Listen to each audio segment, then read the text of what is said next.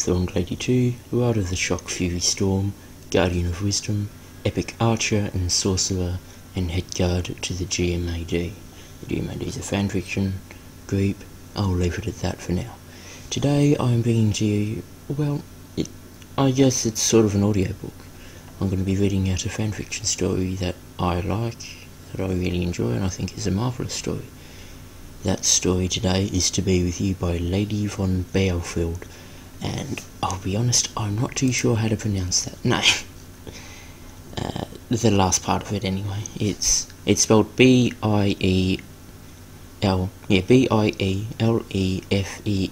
so Bielefeld, I think. We're running with a How to Train Your Dragon fanfic here. It's probably going to be a Scandinavian, or Scandinavian pronunciation. I've had the idea to do this a while ago. The reason I haven't gotten around to it is because I pretty much haven't had the right recording system, but now I've got OBS, and it seems to work well.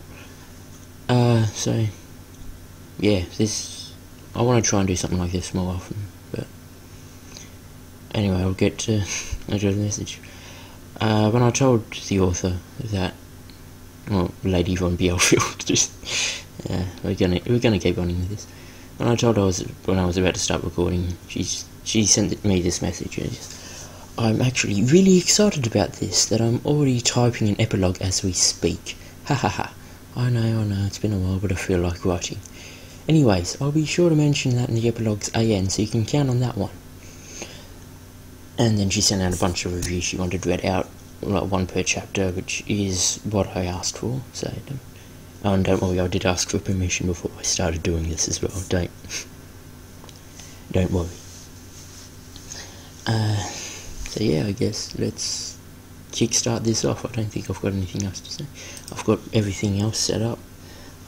My headset's still laying there for some unconvoluted reason. I've got iPod with the right team back cover. It's on to help me lap and time stuff. My watch next to me to tell me where the hell the time is, even though I probably won't need it. Mouse to change through stuff, and glass of milk. It's going to change over the course of the day. How many times depends on how long it goes. But anyway, let's kickstart this off. Summary for To Be With You. A curse to wander for all eternity. A dragon as your steed. A journey of unending pain and misery. An act of selflessness is what you need. 100 years later, after being cursed, Hiccup finds a trapped Astrid on top of a tree. Could this be love, or a good recipe for disaster? There are so many mediocre things in this world, and love shouldn't be one of them. This is rated fiction K, which means it should be well and truly fine for kids. English, it's a romance adventure novel, so if you don't like that, turn away now. I don't recommend turning away. I recommend sitting down and sitting down and listening. Oh, and reading it if you want. I'll leave a link in the description to author and the story. And probably to my stuff anyway. This is on a site where I run stuff. Anyway, 22 chapters, so I'll split that up accordingly. 139,641 words. That might seem like a lot, but that does take into account ANs. ANs are author's notes. I should have explained that the first time I went around. This story was finished, we'll say, a year. Yeah, this story was finished a year in about 2 weeks. A year ago in about 2 weeks' time. Yeah, and yeah, this is pretty much it. Now time for the AN. Lady von Bielefeld AN. So, if I say Lady von, yeah, I'll put it this way. If I say Lady von Bielefeld, if I say AN, that means that means I. What am I doing? I'm just stumbling all over the place here now. If I say AN or Lady von Bielefeld, unless I'm referring to a message that I've been sent, it'll probably be in terms of storyline. The AN at the top. It won't be part of the story. Anyway, let's go. Lady von Bielefeld. I've been obsessed with How to Train Your Dragon ever since I watched the first movie years ago, but until then I was content to read fanfics about it. It was not until yesterday, when I watched the sequel, did I realise that I want my own story too. Throws confetti! Yahoo! Maybe just a 3-shot. That 3-shot turned into 22 chapters. That is ludicrous. Disclaimer. I wish I owned How to Train Your Dragon, but I don't. That is actually in there. I'm not adding that. I also do not own the song To Be With You by David Archuleta. Chapter 1. The story begins. A curse to wander for all eternity. A dragon as your steed. A journey of unending pain and misery. An act of selflessness is what you need. For you have done a tremendous wrong to your people and to the throne. The journey you will face will be very long before you can get back home. Hiccup woke up, beds of sweat trickling down his forehead. It was the middle of the night, and just like any other night, his nightmares refused to let him get a decent rest. It's as if he's not tired enough already from all the rescues and wandering. It's as if he will forget. How could he, when every night he remembers, when every night he regrets? One mistake. It was just one mistake. He knew it would cause him his freedom. Sure, he was free to explore the world for all eternity, but it's much of a prison, really, to wander around like a lifeless soul, in search of a purpose you know not of. All that misery, just because he refused to wed the Princess Heather of the Northern tribe. How was he supposed to know that the Northerners were equipped with such sorcery, of such curses? Well, his father never told him, no doubt about that. He sighed, not noticing that his trusted Night Fury dragon was too now awake. Toothless tilted his head to the side, as if asking what was wrong with his master and friend. Hiccup gave him a reassuring smile. Don't worry, bud. Same as always. Bad dream. A bad dream of the past. Hiccup stood and pounced on Hiccup. Marvellous. Toothless stood and pounced at him, giving him a lick or two. Oh, come on, Toothless, you know that doesn't come off. He laughed as he was being slobbered by the beast. I'm looking up because I've got a black cat. It would do much the same thing if you give him the chance. Now, we really should get some rest. Big day tomorrow. It could be the day. He got stared enthusiastically. Jesus rolled his eyes as if he say that every day. So it's been, what, a couple of years? No big deal. He retorted as if reading the dragon's mind. Jesus snorted at the response. Okay, so it's been 100 years since the curse, and we still haven't cracked it. But come on, bud, one of these days for sure. He gave what it seems like an expression of a dragon laugh. You know the one. That's got nothing. That is nothing like it.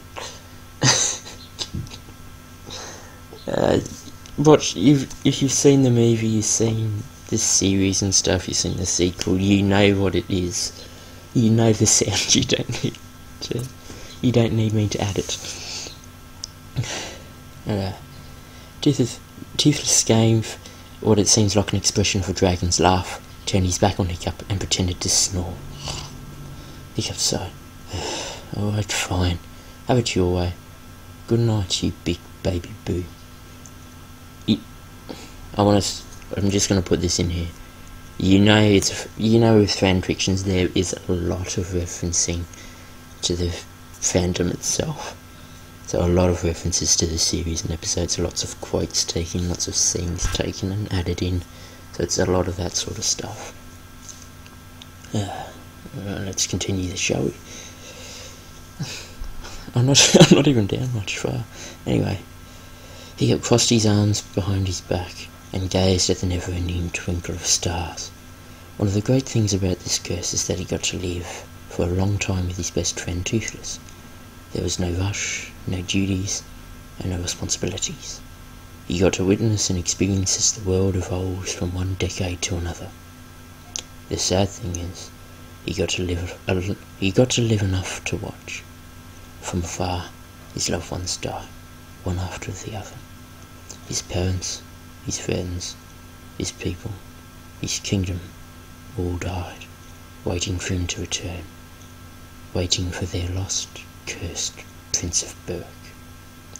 That's a pain he had to live with every day for the rest of his existence, just because of one mistake. He thought about it, of course. He and Princess Heather had been betrothed ever since he could remember, and with every summer that they had spent together, she blossoms like a Berkian rose. But he just couldn't find it in himself to love her like that. Hiccup believed he was doing the right thing. It was only fair for Heather to be free and find love, not knowing that Heather had loved him for all her life. Heather's love for him brought out the curse.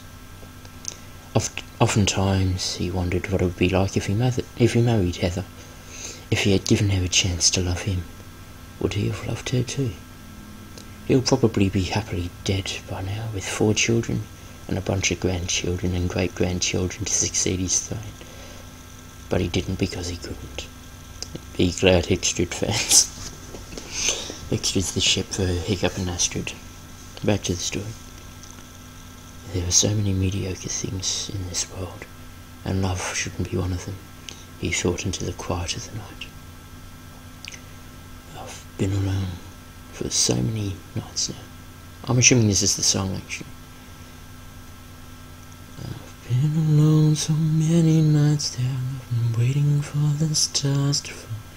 Keep holding out for what I don't know. No, I don't think it is. I'm not sure.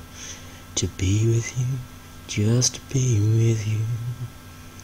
Love, maybe one day, when this treacherous curse is over, I'll come and I'll find you, he thought. So here I am, staring at the moon tonight, wondering how you look in this light. Maybe you're somewhere thinking about me too. To be with you, there's nothing I wouldn't do. I'll come and find you for sure. With that last thought, he drifted into a restless sleep. New section. Hiccup and Toothless have been flying for hours now, in search of a new land, a new kingdom, a new home. Because of their curse, they have been going around the world, not staying in one place for people to figure out that they don't age. But with every kingdom they leave a mark on its people. An act of selflessness is what you need. For they have been selfless in their endeavours to help each kingdom and its people. From small acts of kindness such as helping with the farms and teaching children, to big acts of heroism such as fighting and defending them from enemies and beasts. There is no act too big or too small for these two, for an act of selflessness is what you need. Hiccup wondered what other acts of selflessness there are. Clearly what he was doing was not enough, otherwise the curse would have been lifted by now. Just then they came upon a new land, this one further from the other lands they have come across. As they were about to land, Hiccup heard a loud rustling of one of the trees in the forest. Above the highest tree was a net, and within that net was a person, struggling to get out. Toothless led Hiccup to the direction of the tree. "Hi there," he greeted to the person who had her back facing him. She was blonde, with her hair in a fishtail braid, and was wearing armour with fur to protect her skin from the cold winter breeze. As he spoke, she didn't seem to notice. Instead, she was mumbling something like, "Stupid poachers and their traps." He noticed that she was carrying a small axe, and was now beginning to cut through the net. He cleared his throat. "Let me help you with that," he said, now holding the net to his side. Startled with the sudden movement, the young lady turned about and began pointing at him. You! Poacher! That was very loud. You! Poacher! Is this your trap? Hiccup was stunned, not only because he was being accused of something he was clearly not part of, otherwise he wouldn't be helping her. No, it's not like that. But because the lady in front of him was by far the most beautiful woman he has ever seen. A heart-shaped face, a tantalising set of azure eyes. He was sure that he has never seen such a colour before, and a pair of pale pink small lips. He was astonished. Are you deaf or mute? I'm asking you a question, she stated, irritated. I'm not going to bother doing the impersonations. I can't. I can actually, it's odd, I can hit the adults, right, but I can't hit the kids. No, I'm neither, and this is not my trap, otherwise I wouldn't be helping you, he said, hitting back to cutting his edge of the net. Oh, you don't need to do that, I can do it myself. She smashed open her side of the net and jumped to the nearest branch. Amazing. He was dumbstruck. Before he knew it, the lady was already down on the ground walking away. I'll redo that, sorry. Before he knew it, the lady was already down on the ground walking away. Wait! He got off Toothless and ran after her. She never stopped, though she heard him. He caught up with her. I'm new here. Maybe I can see that, she answered, not bothering to look at him as they walked. Right. Maybe you can help me. What's this place called? How many people are here? And what problems do you usually encounter? He asked, a bit persistent. She raised up. What's it to you? Well, I've been living here a while now, so I want to know where exactly I'm living in. This place is called Ingborg. Over 800 in population, and no, we don't have problems here, she stated coolly. Ingborg, 800, no problems. Come on, there's bound to be something wrong. Every kingdom has something. Well, we're not like any kingdom, so we don't. But that couldn't be. She grabbed him by the collar of his shirt. Listen here, stranger. The only problems we have are travellers like you who come in here and think that they know better. So I suggest you move on to another land, kingdom, or whatever it is you call it, and get out of ours. Hiccup was more nuisance. Well, I'm staying. Nothing you can do about it. He smiled sheepishly. She let go of her grasp on him. She was taken back. Most people would have been scared and do what I told them, she stated. Well, I'm not like most people, he smiled, returning back the comment. No, I guess you're not. Her lips twitched, forming a ghost of a smile that disappeared as quickly as it went. A man emerged from the nearby bush, huffing and puffing as if he ran a marathon. Hiccup quickly noticed that he had a variety of metal prostheses in place of his left hand and right foot. This is going to be mirrored, so this will look like my right. Where in Odin's name have you been again, Astrid? Your father's going to kill me, I say. He often thought. You and I both know that he won't, Uncle Gobber. The girl responded. Yes, it's him. I can do him. That's the... Well, come on then. We mustn't keep him waiting if you want me to live long enough, he offered, walking past us, Hiccup, and grabbing Astrid by the arm. Alright, let's go. Keep your metal leg on. Jeez. And with that, they left a wandering Hiccup in the woods. Astrid. He smiled as he said her name. It suits her. Remembering the name stands for divine beauty. It does. See you soon, my lady. That's the end of the chapter. As I'm going to do with each of these chapters, I'll read out a review for each. I'll read out a review for each chapter, but I've got to reload the reviews thing because I just tried clicking. So I'll pick out the one that the author has decided first. So first one for chapter 1 was by Greenshade15. Very cute. Excited to see how all the characters play out. I am just imagining Tangled, Mulan, Shrek, and Brave all put into one. Can't wait for the next. Chapter 1. Let's see. Let's see.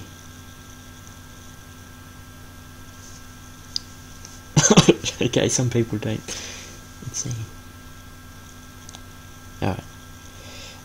Famous 21. 3 phrases. Enchanting fairy tale. Enchanting fairy tale. Mysteriously ambitious. Excuse me. And extravagantly overwhelming. And of course, I love it. I myself have always wondered what it was like to live in another time without all this rubbish technology that soils the actual fun of things. I'm liking this person. I mean, come on. Back then, riding dragons was what made life worth the ride. I'm just very happy that I have another figure of that genre to watch out for. Furthermore, the way it is written is genius. I could describe it as poetic and romantic. I know there's not much romance yet, but come on. It's written in the description that it's a hipster read. So I know that one way or another it'll be romantic. But in a subtle way, like you and I both want. Wink right back at you. Off to the next chapter. Tally-ho!